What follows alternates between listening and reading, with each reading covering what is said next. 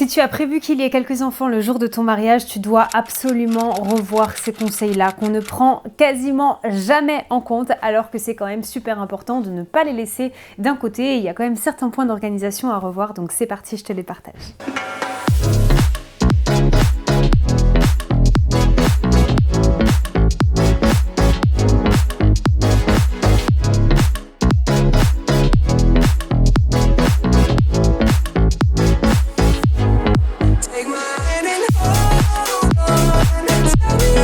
Bonjour et bienvenue dans cette nouvelle vidéo, trop contente de te retrouver aujourd'hui. On va parler des enfants. Alors je sais que c'est un sujet qui peut amener à beaucoup de débats. Est-ce que je dois inviter des enfants au mariage? Comment les invités vont le prendre sinon? Est-ce que c'est pas mieux aujourd'hui de faire un mariage sans enfants? C'est pas la thématique de cette vidéo, je ne vais pas répondre à tout ça aujourd'hui. Si jamais ça t'intéresse, tu peux me le mettre en commentaire et ce sera avec plaisir que je te donnerai mon avis sur tout ça. Est-ce qu'il vaut mieux aujourd'hui faire un mariage avec ou sans enfants? Mais aujourd'hui, je vais plutôt te donner des conseils si jamais c'est prévu qu'il y ait des enfants le jour de ton mariage. Mais avant de commencer cette vidéo, j'avais envie de te faire un petit rappel. Si tu es une future mariée, que tu organises actuellement ton mariage sans professionnel et que tu rêves que ton mariage soit bien organisé, où tout soit cadré, où la journée soit fluide, où tout le monde passe un super moment, mais que pour autant, tu sens actuellement que tu pars un peu dans tous les sens, que tu te poses encore 1000 questions, que tu as peur de passer à côté de quelque chose, j'ai deux bonnes nouvelles pour toi. La première, tu peux télécharger le rétro-planning complet et détaillé que j'ai fait pour toi. Il est sur le blog, c'est complètement gratuit et tu auras déjà tes premiers conseils inspirés du coaching. Et la deuxième bonne nouvelle, c'est qu'aujourd'hui, il y a 3 forfaits qui te permettent de rejoindre le coaching Comment organiser mon mariage de A à Z sans wedding planner à n'importe quel moment de tes préparatifs pour te donner les outils et la structure dont tu as besoin pour arriver à un mariage sans faute, comme celui que j'ai partagé il y a pas longtemps de Future Mariée Gold que j'ai accompagné pendant plus de 2 ans. Le résultat était incroyable, les prestataires étaient super contents de l'organisation et les mariés ont vraiment pu profiter grâce à cette organisation qui est la clé de tout. Et maintenant on peut commencer la vidéo et on va revenir sur la partie des enfants. Alors vu que je parlais du coaching juste avant, déjà les enfants sont le module 8 du coaching. Il y a toute une partie sur eux parce que l'organisation quand on a des enfants est très importante. Ils ne mangent pas en même temps que les adultes, etc. Mais ça je te laisse aller dans le module 8 pour pouvoir aller voir tous ces conseils là. Moi aujourd'hui je vais te partager quelques conseils que je trouve très important. Et on va commencer avec le numéro 1. Le premier conseil que je peux te donner, c'est que si tu décides d'avoir des enfants à ton mariage, c'est souvent que les enfants, ils sont importants pour toi. Peut-être que tu as parmi ces enfants tes propres enfants, tes nièces, tes neveux, ou alors des enfants de tes amis qui sont importants pour toi. Et donc, c'est trop dommage quand on décide d'avoir des enfants de trop les laisser à part. Parce que finalement, les enfants, et peut-être que toi, tu t'en souviens quand tu as assisté à des mariages avec tes parents, quand tu étais plus petite, peut-être que toi aussi, tu as des bons souvenirs de ça. Toi aussi, t'aimais bien voir les mariés danser, toi aussi, t'aimais bien voir se couper de gâteaux, toi aussi, t'aimais assister à des moments qui étaient chouettes, en tout cas que les enfants aiment beaucoup voir.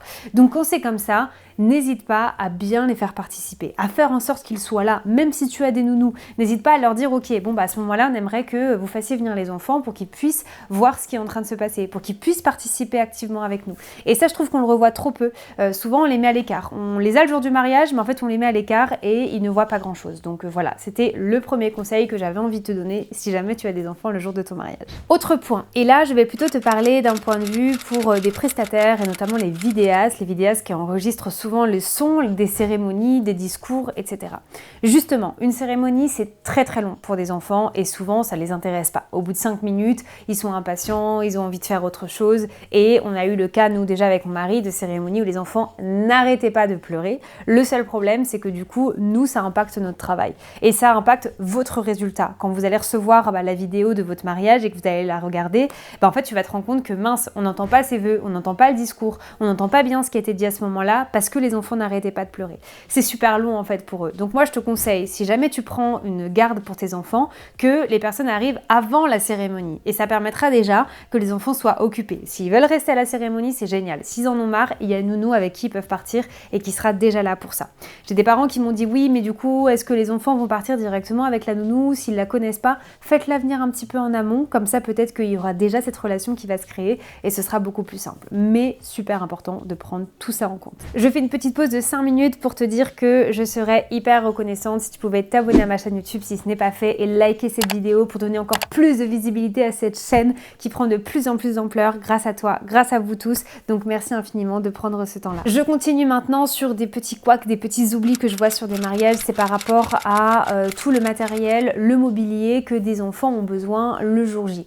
Les enfants ne vont pas manger dans des assiettes comme les adultes, ne vont pas avoir des couteaux à table, ils ne vont pas non plus être sur des chaises où ils vont arriver là pour manger. Ils ont peut-être besoin de dormir à un moment et donc tout ce matériel, c'est super important de le prendre en compte. Souvent, quand tu vas visiter un lieu, tu vas faire attention au mobilier pour les adultes et on oublie un petit peu les enfants. Donc c'est une logistique aussi qui est importante. Où est-ce que tu vas les faire manger? À quelle table? Si c'est toi qui te charges de tous les menus des enfants, ok, mais est-ce qu'ils ont de la vaisselle pour eux?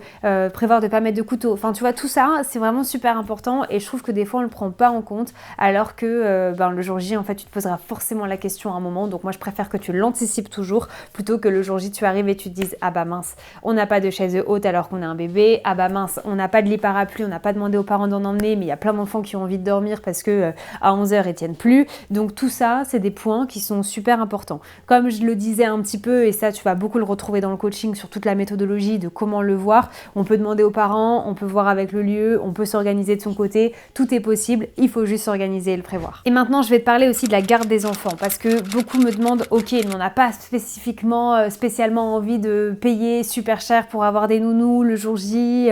Moi, je te conseille quand même d'en avoir. Ça va vraiment dépendre du nombre d'enfants que tu as, mais si tu as plus de 10 enfants le jour J, tu ne sais pas à quel point le fait d'avoir une garde professionnelle va pouvoir t'aider à passer une meilleure journée, aider les parents à passer une meilleure journée. Et en fait, c'est ça qu'il faut vraiment bien comprendre, c'est que c'est pas que les parents ils se débrouillent de leurs enfants. En fait, ça a un impact directement avec vous, parce que des parents qui doivent s'occuper des enfants, quand les enfants en ont ras-le-bol au bout de quelques heures, et à 23h, après le gâteau, ils vont venir te voir, ils vont dire, tu sais quoi, on y va, il en peut plus, c'est super long, il est insupportable, du coup ça nous fatigue et on s'en va. Donc en fait, tu perds des invités. Donc des fois, d'avoir une garde des enfants professionnels va te permettre, toi, d'avoir tes invités avec la meilleure attitude jusqu'à plus tard. Et je crois que c'est un point qui est important, surtout quand l'ambiance est importante pour toi. Donc voilà, moi, j'essaie toujours de faire en sorte que les mariés prennent une garde professionnelle, c'est mieux, c'est un coût par contre, ça c'est sûr, et je pense que c'est un point qu'il faut revoir au tout début des préparatifs, quand on fait la liste des invités, est-ce qu'on invite des enfants ou pas, parce qu'il faut être conscient que plus tu as d'enfants, et plus la garde des enfants va aussi être chère, mais ça, encore une fois, je te laisse tout regarder dans le coaching, il y a toutes les informations de tarifs, en fonction de l'âge des enfants, et en fonction de tout ça. Globalement, voilà, c'était les conseils que j'avais envie de te partager par rapport aux enfants aujourd'hui. N'hésite pas à me dire, toi, en commentaire, est-ce que tu as décidé d'avoir des enfants le jour de ton mariage ou est-ce que c'est plutôt un mariage sans enfants? Je serais curieuse de connaître un peu ta réponse pour pouvoir voir quelle est la tendance actuelle de votre côté et que je puisse peut-être refaire des vidéos à ce propos-là. Encore une fois, n'oublie pas, si tu es une future mariée, que tu organises ton mariage sans professionnel, tu peux télécharger gratuitement le rétro-planning ou encore rejoindre le coaching. Toutes les informations, elles sont dans ma description. Encore mille merci et moi je te dis à la semaine prochaine pour une prochaine vidéo.